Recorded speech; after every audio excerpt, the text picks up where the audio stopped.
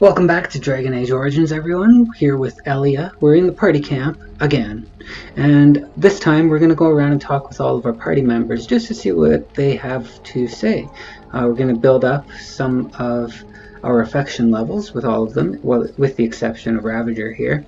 Ravager is at the maximum affection level, and unless we give him gifts that make him hate us, that's not going to change. So, let's see what kind of interactions you get with the dog. Oh, why, you little... Are you harassing my dog, Alistair? Me harassing your dog? I should say it's the other way round. Your furry friend here took offence at me getting near his food. He snapped at me, look. Ah, quit your whining. Good boy. Teach that silly Alistair a lesson. Sometimes I forget that he's a war dog. That'll teach me. Seems like the audio glitched out for a second there. You should have been able to hear the dog growl. On my end, I didn't hear the dog growl at all. I don't know if that carried through or not. That's weird. Well, anyway, the dog growls at Alistair. Good dog. I once heard a really old legend about how the hound warriors in the days of the old tribes would feed their Mabari the flesh of the vanquished.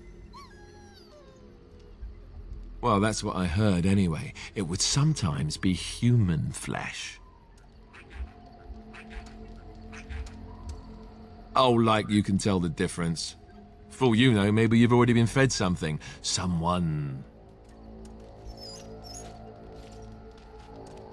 Alistair's bugging the dog again. Don't listen to Alistair, he's full of rubbish. Hey!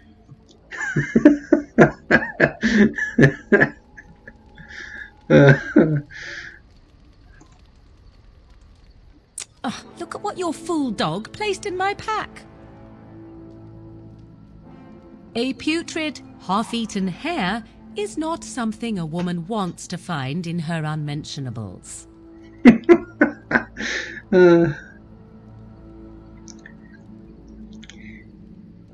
I think he thinks you need more meat on your bones. I think I have enough meat where it counts, and I certainly don't need it in my pack. The dirty mongrel can have this back, there, and tell him not to do it again.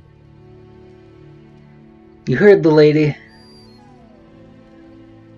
I don't want it, you worthless fur bag.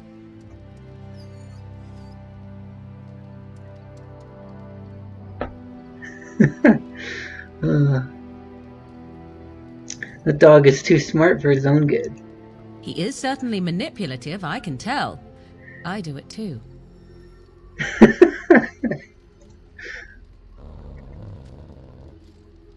Oh, this is a good one.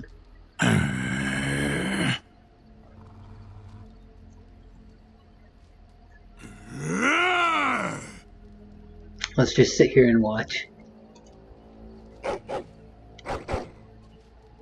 You are a true warrior and worthy of respect.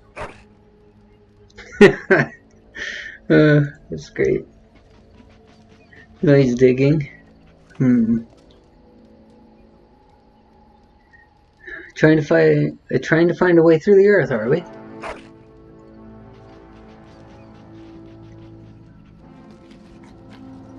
And he goes back to digging, and then it's gonna take some time, you know.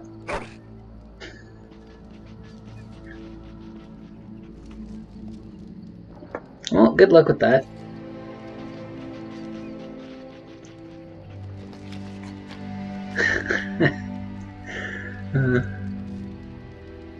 And then that looks like all the interactions we get for the time being. We'll give him a pet.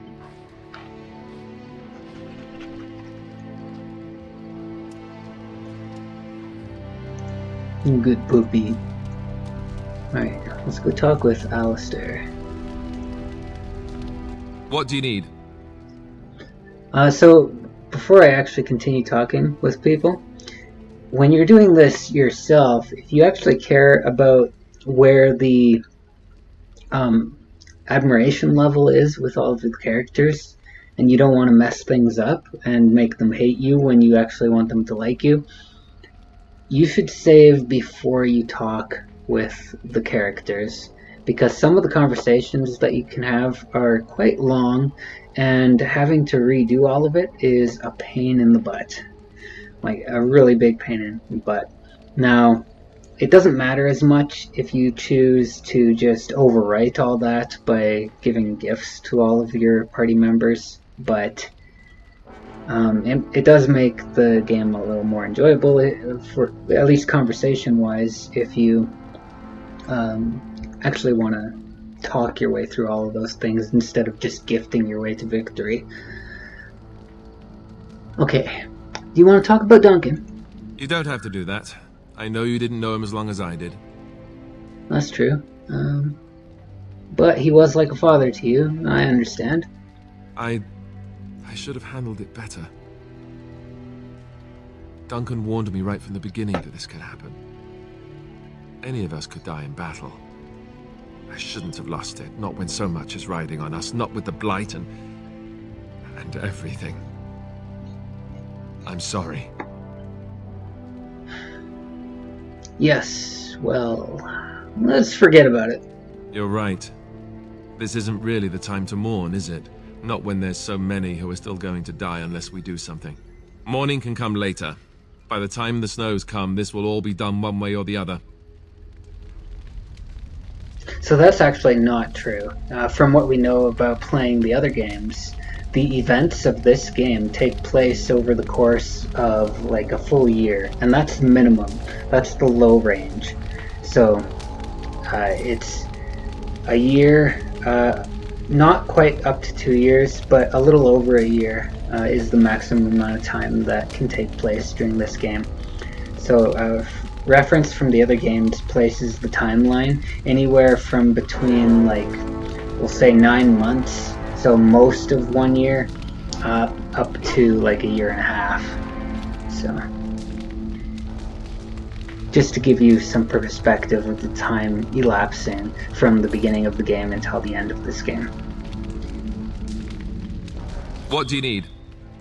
I'd like to ask you something. Ask away.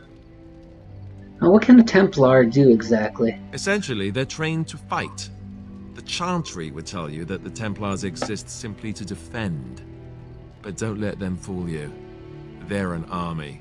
The I'm other not main fooled. purpose for a Templar is, of course, to hunt mages. To that end, we train in talents that drain mana and disrupt spells. So, couldn't others learn these talents? Perhaps, but there usually isn't much of an opportunity. The Chantry keeps a close rein on its Templars. We are given lyrium to help develop our magical talents, you see. Which means we become addicted. And since the Chantry controls the lyrium trade with the dwarves, well, I'm sure you can put 2 and 2 together.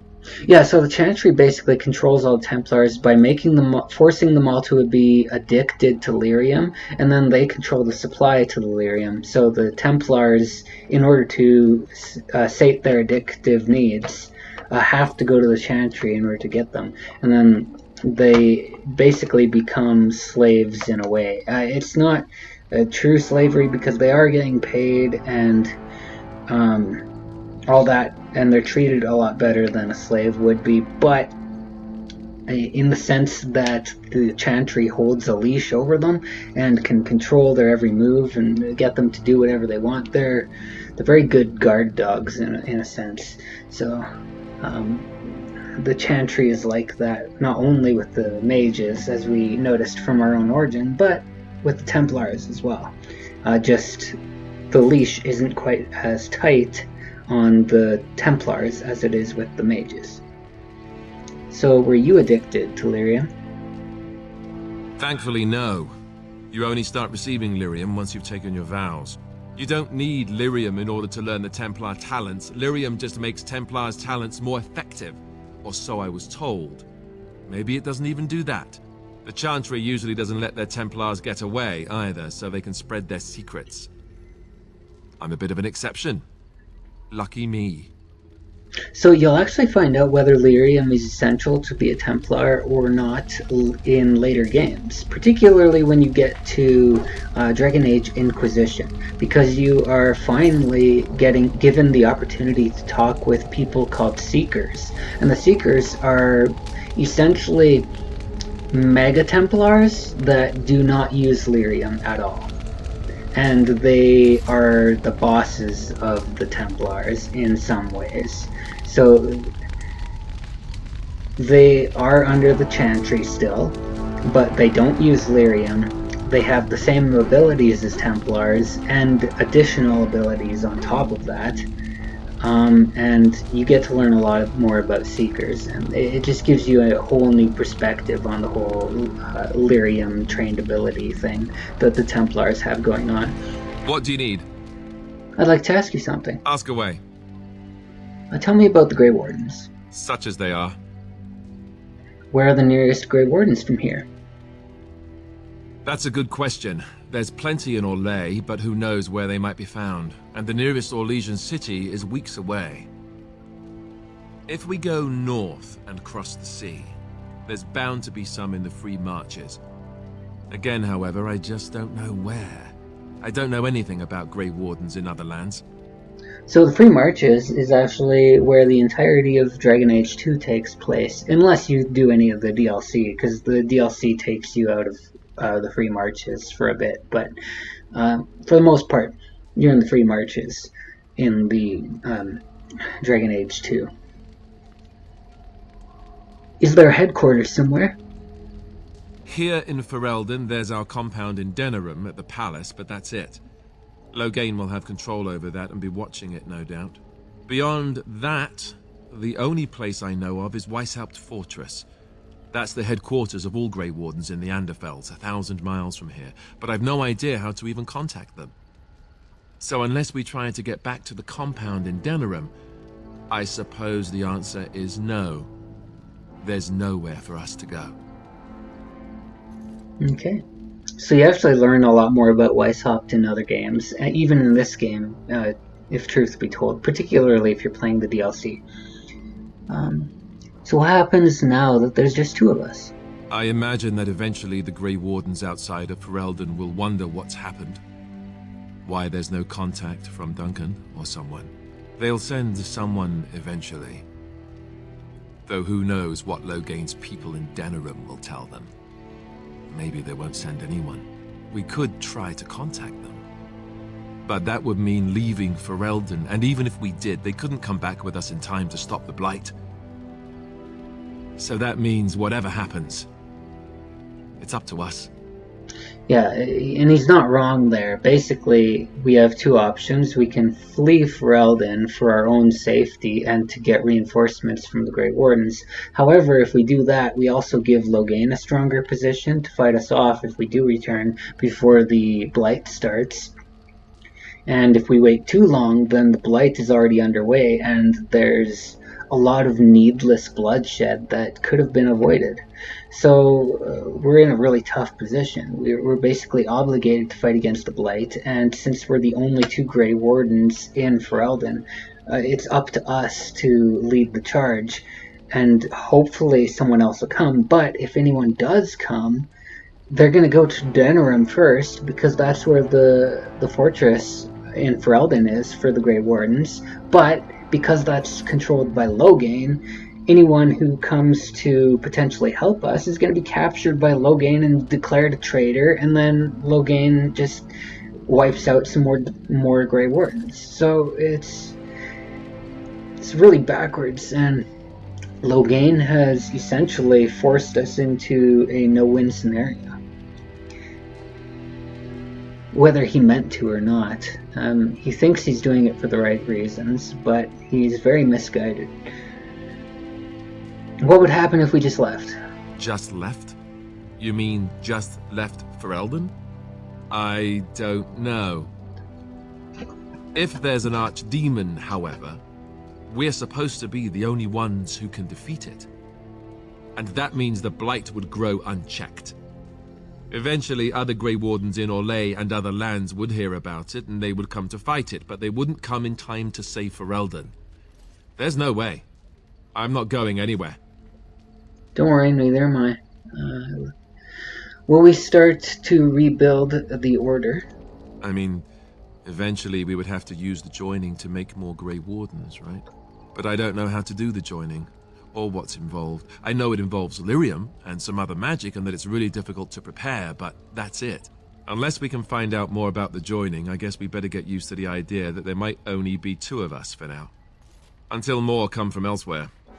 So we will find out a little bit more about the joining later in the game, but it doesn't come until much later, so no point dwelling. About the Grey Wardens, anyhow. Fair enough. What do you need? I need to ask you something. Ask away. Well, I don't need to, but I want to. So you can ask him to train someone in the group to be a Templar, but you have to have his affection level at a certain level or higher. And we are currently in the disapproval zone with Alistair, so he's not going to agree to that. So how did you become a Grey Warden? Same way you did. You drink some blood, you choke on it, and pass out. You haven't forgotten already, have you? Haha, very funny. I do my best. What can I say? Let's see, I was in the Chantry before. I trained for many years to become a Templar, in fact. That's where I learned most of my skills. So you mentioned before. It's really for the best. I'm not exactly the Chantry type, if you haven't noticed. I don't think I would have made a very good Templar. The Grand Cleric didn't want to let me go. Duncan was forced to conscript me, actually, and was she ever furious when he did. I thought she was going to have us both arrested. I was lucky. That would have been an interesting scenario if the Grand Priestess or whatever would have imprisoned, or Grand Cleric, my bad, would have imprisoned Duncan and Alistair to prevent Duncan from taking Alistair. That would have caused a lot of problems.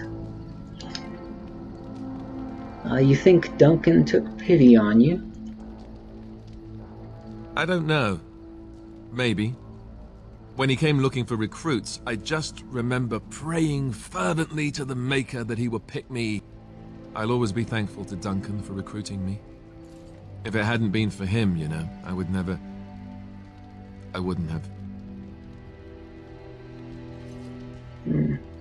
He was a good man. He was. A good man who didn't deserve his fate. That much I'm sure of. Come on, let's go. I think I'm done talking. At least for now. What do you need? And Ask I'd away. like to ask more. Okay, so Arleman. You said he raised you.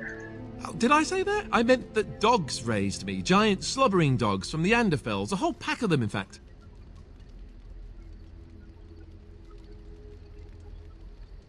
Well, that would explain the smell. Well, it wasn't until I was 8 that I discovered you didn't have to lick yourself clean.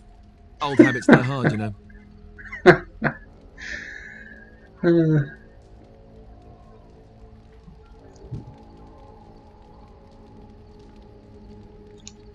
Well, that would explain the breath as well. And my table manners too. Though, come to think of it, they weren't all that different from the other Templars. Or did I dream all of that? Funny the dreams you'll have when you sleep on the cold, hard ground, isn't it? Are you having strange dreams? Yeah, they all involve strangling you. You would do violence upon me? I am shocked and dismayed. The dogs would never threaten me like this, you know. Let's see, how do I explain this? I'm a bastard. And before you make any smart comments, I mean the fatherless kind. My mother was a serving girl in Redcliffe Castle who died when I was very young.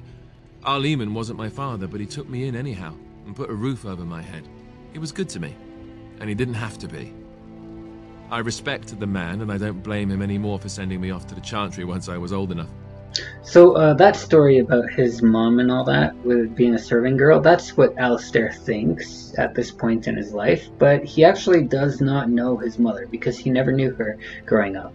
And he's just basically taking the word of others. So we do actually meet Alistair's mother in another game, but that would be getting into spoiler territory, so let's not talk about that. He wasn't your father, so who is? I know who I was told was my father. He died even before my mother did, anyhow. It isn't important. Al-Eman eventually married a young woman from Orlais, which caused all sorts of problems between him and the king because it was so soon after the war. But he loved her. Anyhow, the new Arlessa resented the rumors which pegged me as his bastard. They weren't true, but of course they existed. The Arl didn't care, but she did. So off I was packed to the nearest monastery at age 10, just as well. The Arlessa made sure the castle wasn't a home to me by that point. She despised me.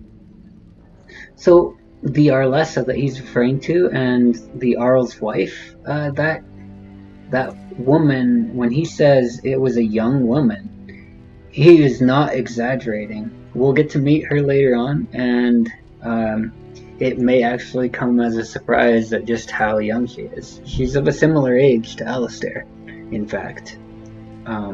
Maybe a little bit older, but not much.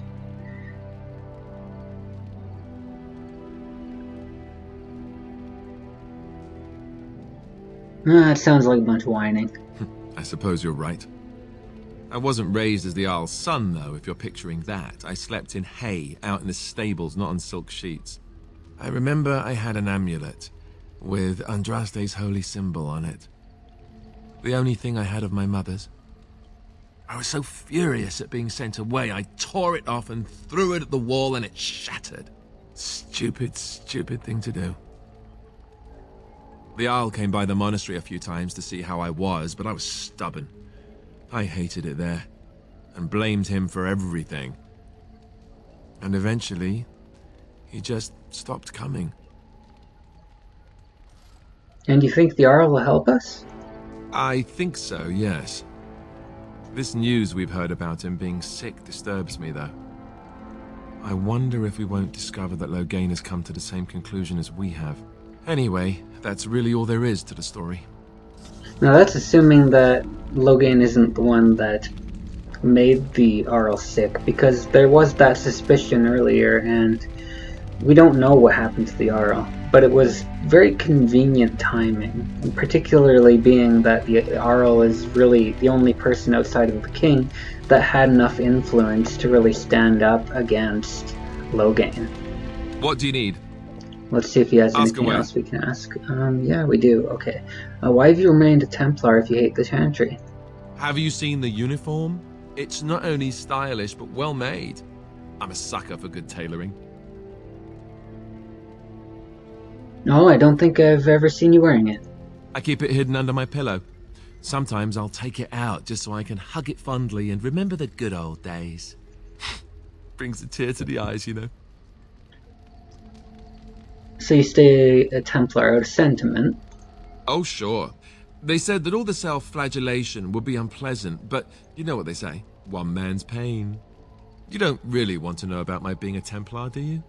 It's really quite boring. Then make up something more exciting. You know, I like the way you think. But I guess if you're really curious, there's no harm in obliging. I have a couple of interesting-looking moles I can show you later, too, if you're interested. Nope. The truth of the matter is that I did hate going to the monastery.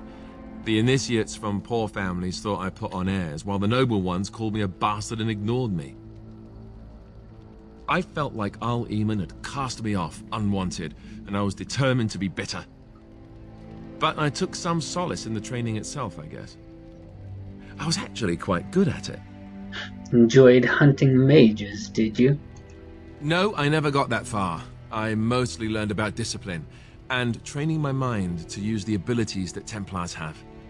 It was difficult, but rewarding. I never really felt at home anywhere, though, until I joined the Grey Wardens. And Duncan felt my Templar abilities might be useful for when we encountered Darkspawn magic, so I kept it up. What about you? Do you have anywhere you consider home? So we did not feel at home at the Circle, and that is the only place we even remember living. So not much to go on there. And we're definitely not going to say that home is with Alistair. Home is wherever camp is. We're travelers now.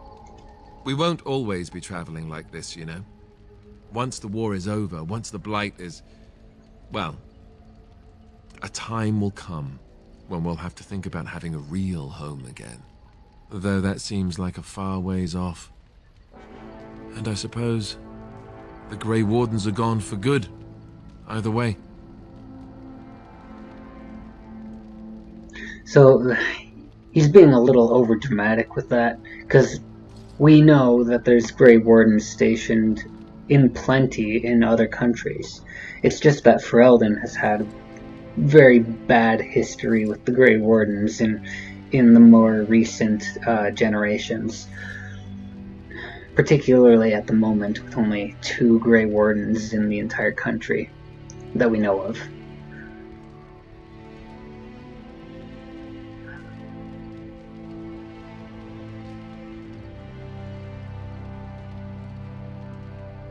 You can always keep traveling.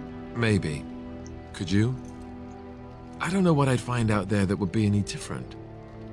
I guess it would depend on where I was going. Anyhow, now I've sidetracked us.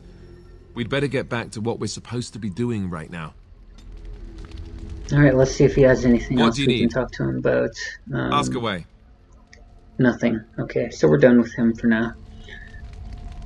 Let's go talk with Liliana. Yes? I'd like to talk. Well, here I am. This vision of yours. I knew this would come up sooner or later. I don't know how to explain, but I had a dream. In it, there was an impenetrable darkness. It was so dense, so real. And there was a noise, a terrible, ungodly noise. I stood on a peak and watched as the darkness consumed everything. And when the storm swallowed the last of the sun's light, I fell, and the darkness drew me in. Interesting dream. Pretty vivid, too.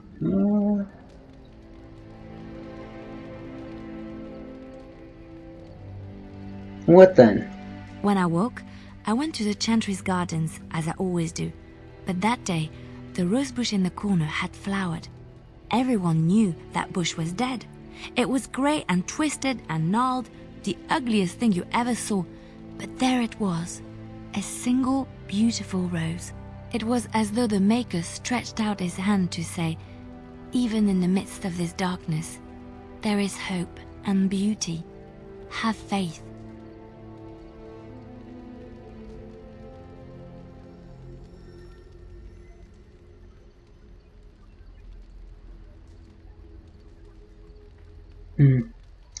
And this made you want to help me? In my dream, I fell, or maybe I jumped. I'd do anything to stop the Blight. I know that we can do it. There are so many good things in the Maker's world. How can I sit by while the Blight devours everything? So we are not fans of the Chantry, so we're not going to say that, and we're not going to say that. Well, I suppose I couldn't sit by either. That is why you're a Grey Warden. Come, there's a Blight to stop.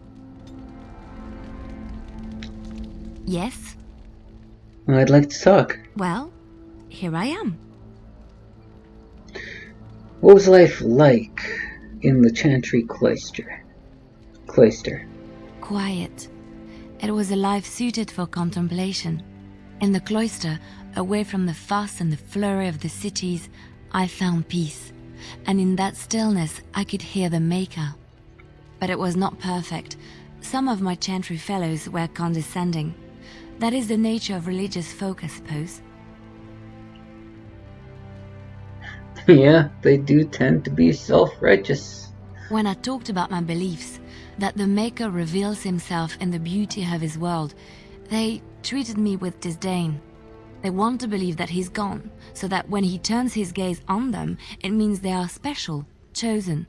He cannot possibly have love for all, the sick and the weary, the beggars and the fools.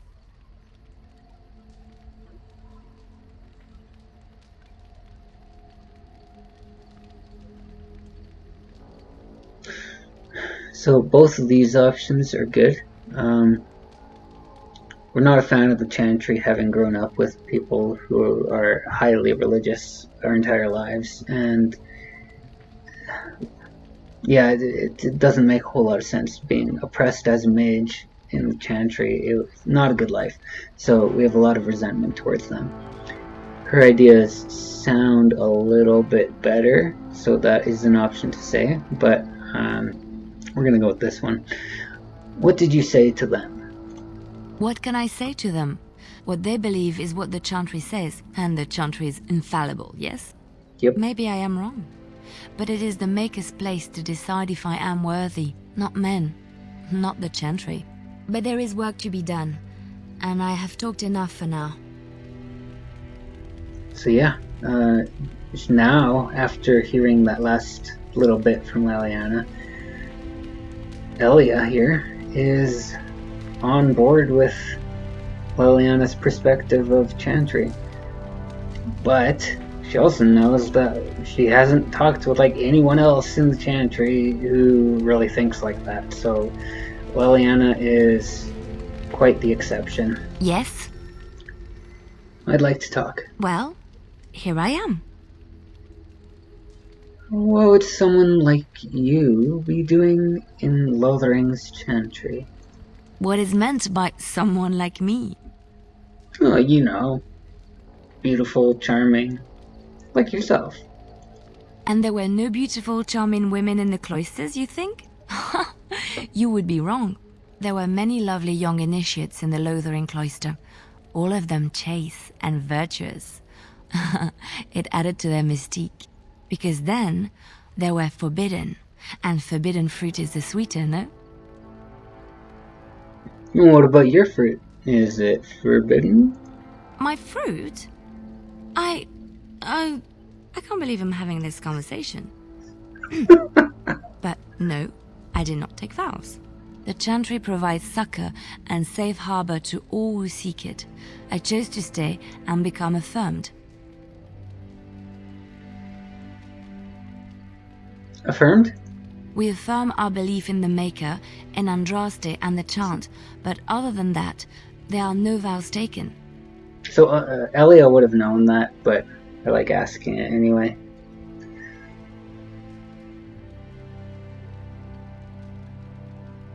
What did you do before that?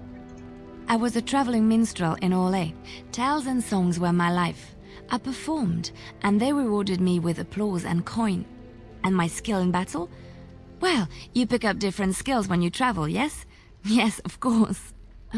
Let's move on. So she doesn't want to talk about her past. Now, if you increase her approval level, she will actually talk about her past, even in that same conversation.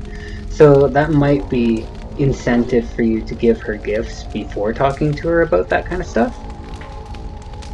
And I actually might do that. I might go grab some gifts from Bodan, give some to Liliana, and then talk to her again.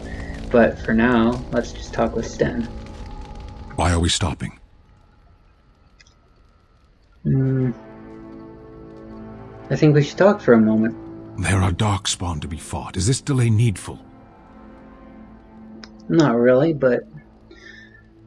Are you alright? You were in that cage for weeks. You are concerned. No need. I am fit enough to fight. Very well. I've never seen a Qunari before. Tell me about your people. No. Why not? People are not simple. They cannot be summarized for easy reference in the manner of, the elves are a lithe, pointy-eared people who excel at poverty. See, I love his answer there. That is a really good answer. But it is also evading the question. He could technically talk in a general sense about the general Qunari culture. But I appreciate his answer nonetheless. You said you were in the army. I am.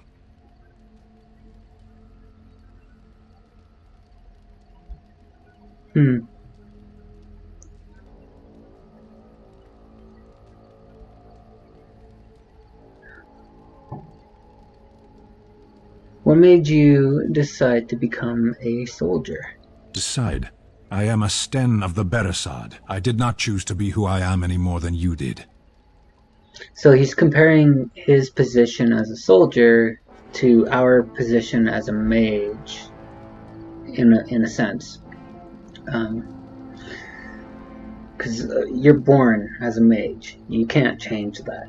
And he, under his beliefs, is under the impression that people are born what they are, and that includes their position in life, whatever they're meant to be, whether they're a leader, a soldier, a merchant, baker, wife, husband, all that. They're born that way, and they cannot change it. It is their written life. It's predetermined. So why would the Qunari send soldiers here? The Antam are the eyes, hands, and mouth of the Qunari. We are how my people know the world.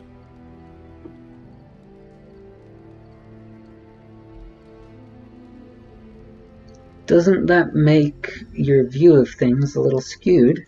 Compared to what?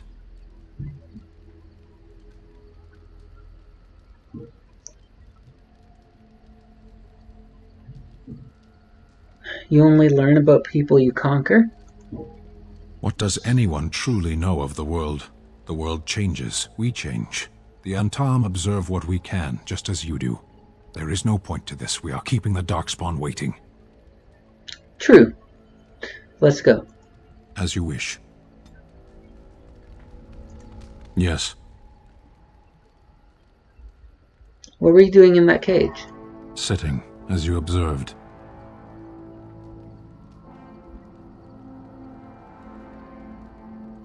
Cute. You're the silent type, I see. Your grasp of the obvious is remarkable. Are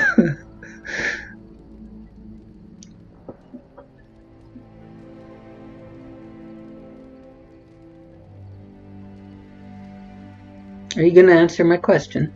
I did. Parshera, was there anything else? Let's discuss something you mentioned. Speak, then. What was that about children? What were they doing? It did not look like it served any purpose.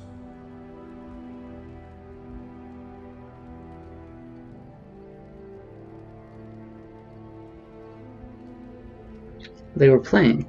That word means nothing to me.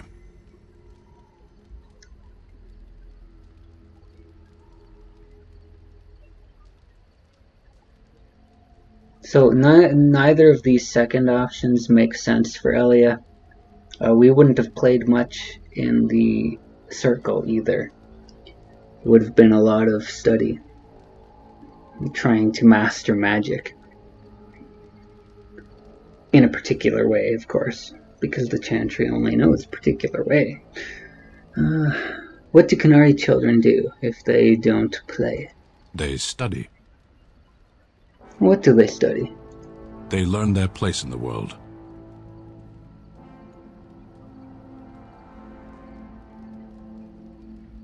What do you mean their place in the world? What do your priests teach the Emekari if not how to be adults? Parents teach children to be adults, not priests. At least here. Parents? Are you speaking nonsense on purpose? If you insist on speaking, use real words.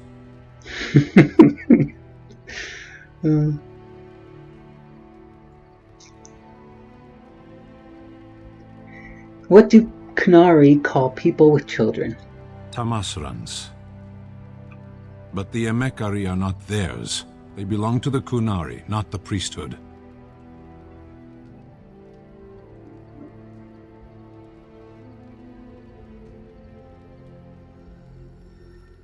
So parents don't own children, they're the ones who birthed them. You let your Emekari be raised by them? That explains much. Can we move on? I had another question. Very well. Why don't Qunari raise their own children? It obviously didn't work for you.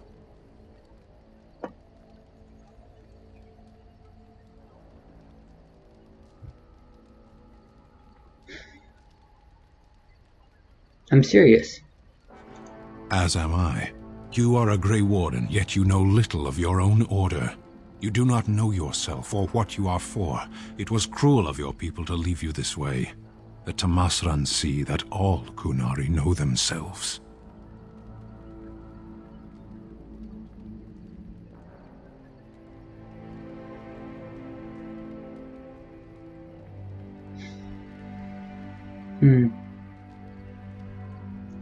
Becoming a Grey Warden was a recent development. And you are not trained beforehand? You cannot make the world suit you. You must suit the world.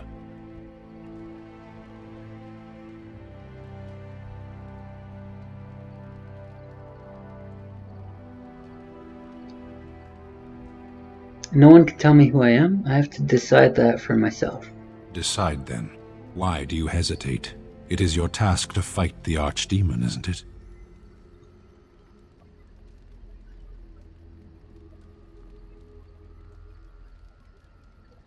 We aren't finished with our preparations yet. If you fail, preparation beforehand will have been pointless, and if you succeed, it will be by sheer chance anyway.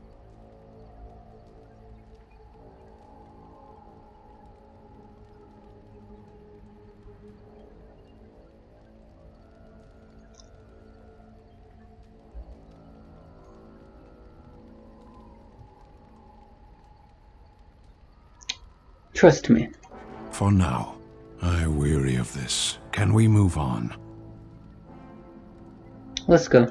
As you wish.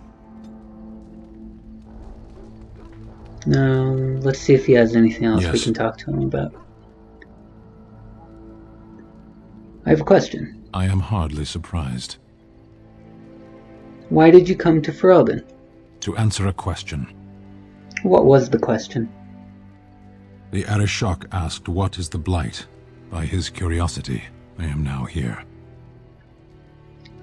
What's an Arishok? The one who commands the Antam, the body of the Kunari. Did you find an answer to his question? A portion of it.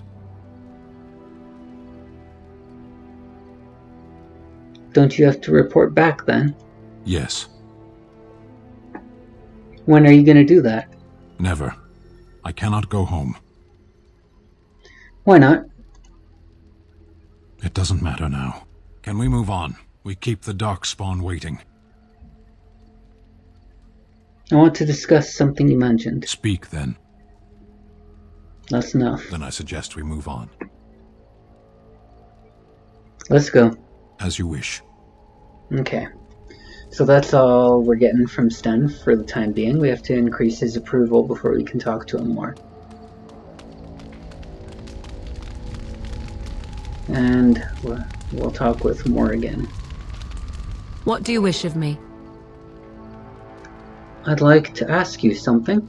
If you must. Oh, I must. How did you become a shapeshifter? I was not born such. 'Tis a skill of Flemeth's, taught over many years in the wilds.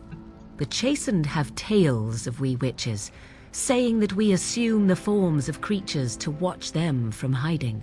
When a child is alone and separate from his tribe, that is when we strike, dragging the young boy kicking and screaming to our lair to be devoured. A most amusing legend.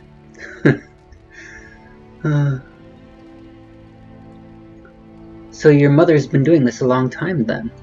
Changing her form, certainly. Devouring lost children, I cannot say. She has not done it in my experience, though in truth my lifespan is but a fraction of her own. Why do you ask? Is there something specific you wish to know? Can you change into human forms as well? The form of an animal is different from my own. One may study the creature, learn to move as it does, think as it does. In time, this allows one to become as it is. I gain nothing by studying another human. I already am the same as they are. I learn nothing. So the answer is no, my human form is the only one I possess. Do you spend a lot of time as an animal? There were nights when the wilds called to me, 'tis true. You look upon the world around you and you think you know it well. I have smelled it as a wolf, listened as a cat, prowled shadows that you never dreamed existed. But my life is as a human. I am under no illusions to the contrary. What did the other animals think of you when you were changed? They do not shy away from me. To their senses, I believe I seem like any other of their species. As to what they think, I truly cannot say. Just as I am still human, no matter my form, they are still animals. Thus they cannot speak, even were I to ask.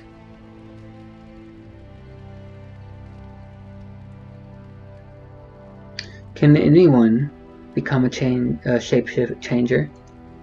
Anyone with sufficient will, but the act of transformation is a magical one. 'Tis a spell and thus requires a mage's talents. Indeed, you could learn the spells required if I cared to teach you.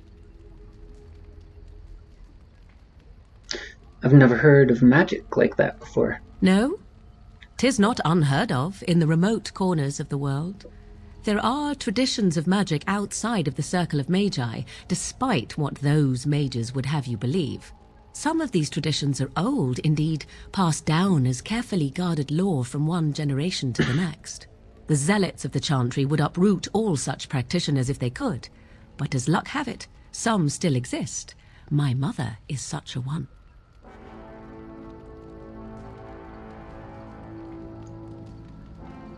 We're definitely not going with the first two.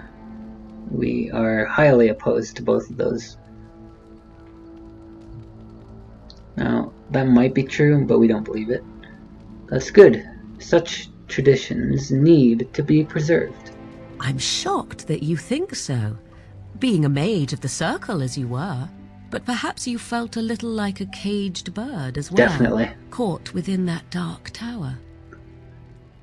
Very much so. I thought so. That's all I wanted to ask. Indeed. Have you an opinion on my abilities, then? Am I an unnatural abomination to be put to the torch? Of course not. I think your abilities sound quite useful. A most practical opinion. Far more so than any man I have spoken to. But enough of such talk. Let us proceed, lest the dust gather on us.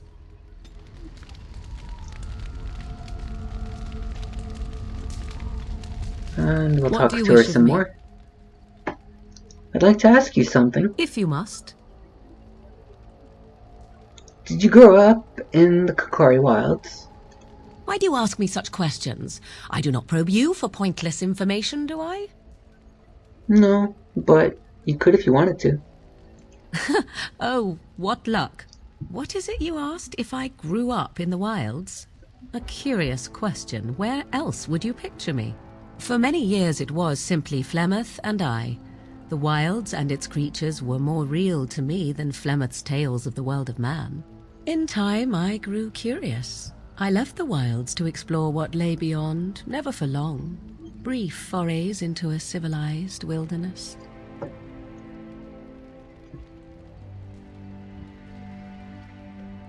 And you remained unnoticed?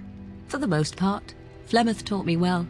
For all that I had been taught, however, the truth of the civilized lands proved to be overwhelming.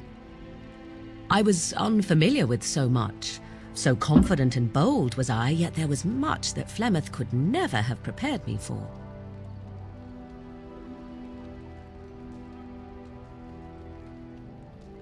Were you hurt? Was I hurt? What manner of simpering weakling do you take me for? Only once was I accused of being a witch of the wilds, and that by a chastened who happened to be travelling with a merchant caravan. He pointed and gasped and began shouting in his strange language, and most assumed he was casting some curse upon me. I acted the terrified girl, and naturally he was arrested. Quick thinking. Men are always willing to believe two things about a woman. One, that she is weak, and two, that she finds him attractive. I played the weakling and battered my eyelashes at the captain of the guard. Child's play. The point being that I was able to move through human lands fairly easily. Whatever humans think a witch of the wild looks like, 'tis not I. Not that I did not have trouble. There are things about human society which have always puzzled me, such as the touching. Why all the touching for a simple greeting?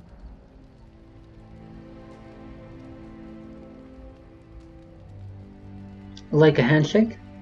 To begin with, yes. What is the point of touching my hand? I find it an offensive intrusion.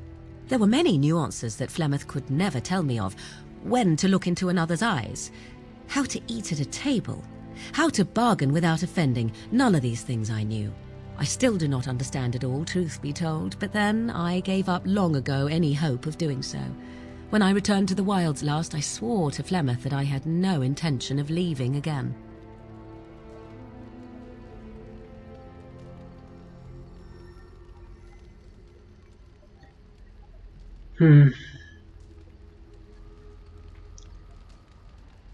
Well, I'm glad it worked out this way at least. Yes? Let's ignore the entire Darkspawn threat and the presence of a simpleton as your only other Grey Warden ally, then. Not that I lack appreciation for the intent of your comment. Thank you. Well, let's get on with it before the ground opens up and swallows us, yes? I await your command.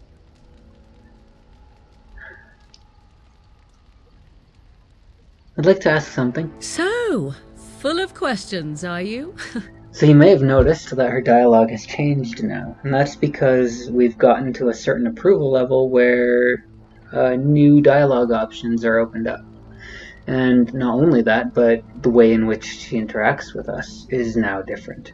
And that applies both with the approval and with the disapproval. So if you go far enough down with the disapproval, they are very resentful towards you. Whereas if you go far enough in the approval range, they treat you as like the best person in the universe, and some of them even flirt with you on a regular basis.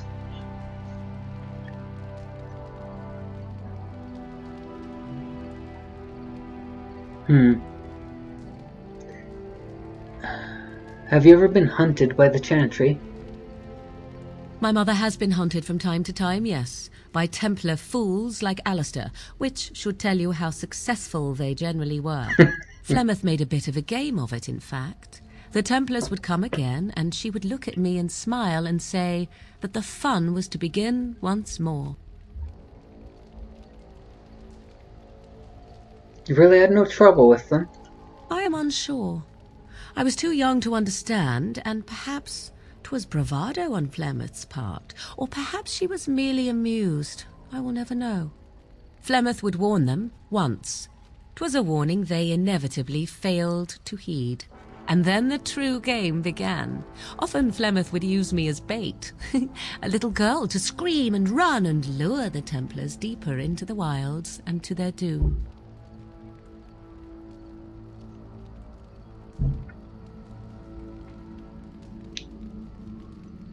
Surely more would have followed.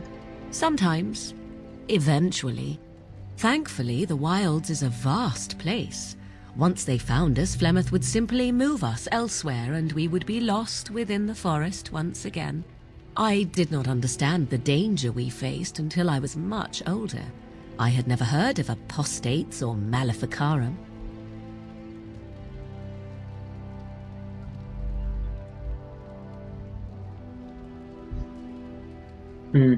So don't agree with most of those.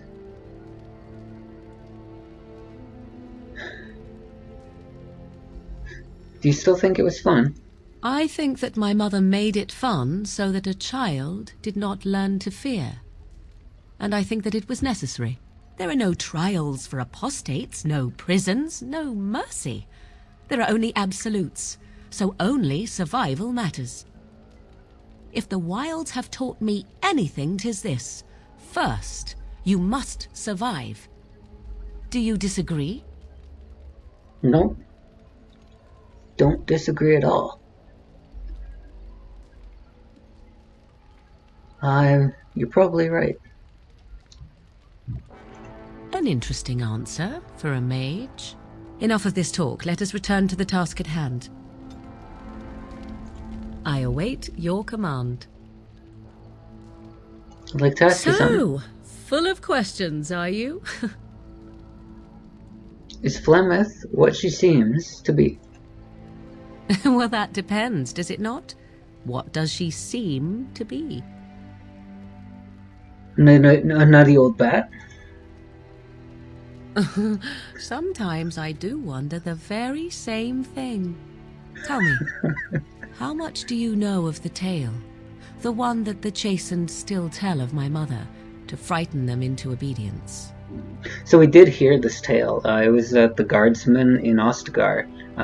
When we were leaving Ostagar to go into the Kukari Wilds for the first time, there was a guard there, and he gave us a little short tale about Flemeth and the Witches of the Wilds, and how they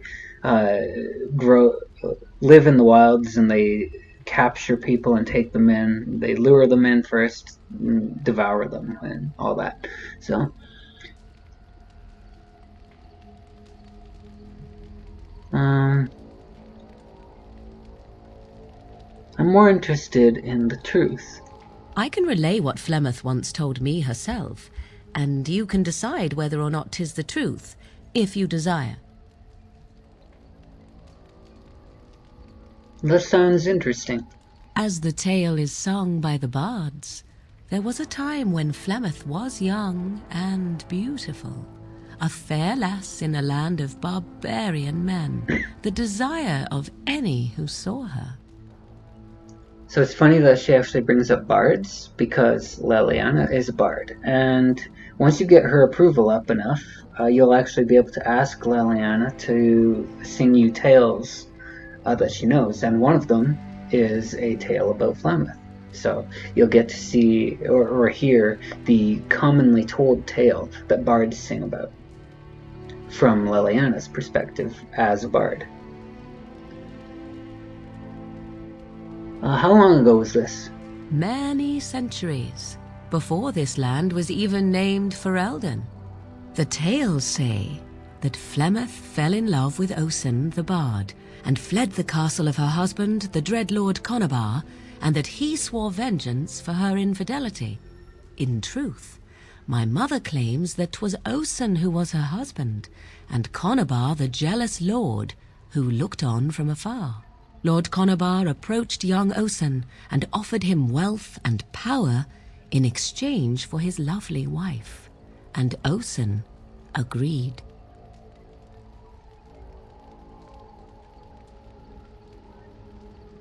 He sold his wife to another man. The life of a bard is a poor one, and love fades in the wake of hunger. 'Twas Flemeth who suggested the arrangement. All would have been well had Lord Conabar kept his end of the bargain. But he was a foul man who bargained with coin he did not possess. Osen was led off to a field and slain, left for dead. Flemeth spoke to the spirits and learned of the deed, and swore revenge.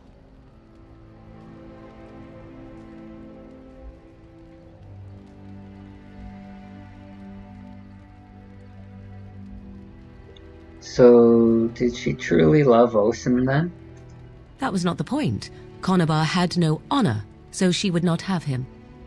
Flemeth begged the spirits to aid her, and 'twas they who slew Conabar. The demon the legend tells of came later. Lord Conabar's allies chased Flemeth, you see, chased her to the wilds, and there she hid. There she found the demon, and he made her strong. The legends all speak of the great hero Cormac, he who defeated Flemeth and her great army when she invaded the lowlands centuries later. All lies.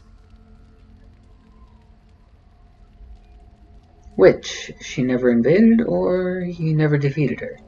The truth of the matter is that there was never an invasion. As Flemeth tells it, the Chastened never raised an army under her banner, and she never fought with any warrior named Cormac. Cormac led a brutal civil war against his own people, and later claimed it was to vanquish evil that had taken root amongst the lords. Thus, he was hailed a hero. Flemeth was only attached to the legend much later. Perhaps 'twas due to the Great War with the Chastened that eventually came, but Mother claims not to know how it began.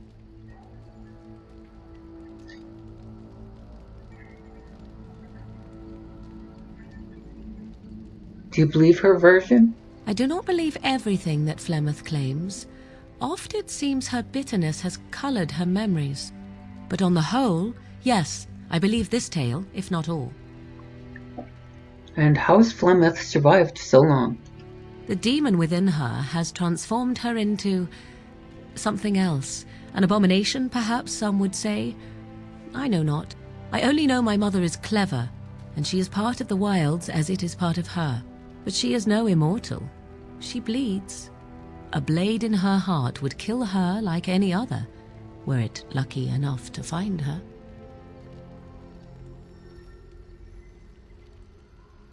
The legend tells of Flemeth having many daughters. You ask if I have sisters.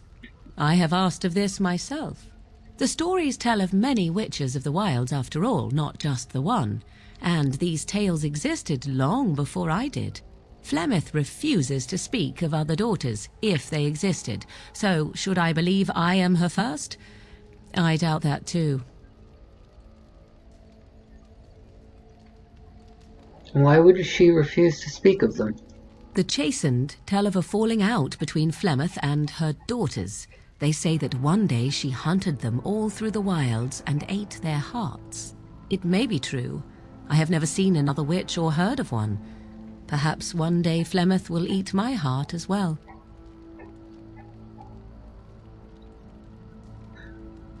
So aren't abominations usually insane horrors? How often is this usually? Always? If not always, then when is it not true? There are more things in this world and the next than you or I could ever hope to understand. What Flemeth became is a mystery. I suspect, even to her. Interesting story. Thank you. Flemeth tells it with far more embellishment than I, but you are welcome. Dare I ask of your own mother? Few are abominations of legend, 'tis true, but I find myself curious nevertheless.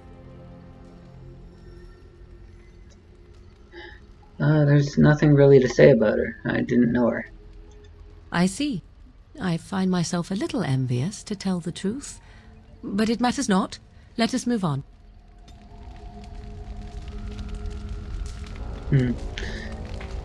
Okay. I think we'll leave it at that. We can talk to Morgan a lot more. She has a lot to say. And we can talk with some of our other party members. But I'm going to call the episode there for now. I may decide to purchase some gifts and give those gifts out next time. We'll see. If you enjoyed the video, remember to subscribe and to like, and I'll see you next time. We'll probably be going to Redcliffe from here. Take care.